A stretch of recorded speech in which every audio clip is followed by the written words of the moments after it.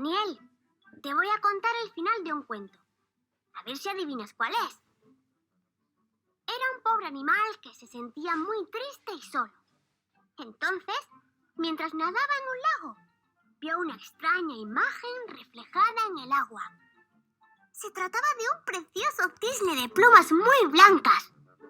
Y ese cisne tan hermoso no era otro que él mismo.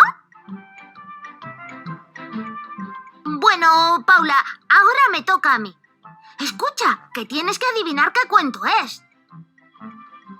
A la niña de mi cuento le pareció que la anciana estaba muy rara.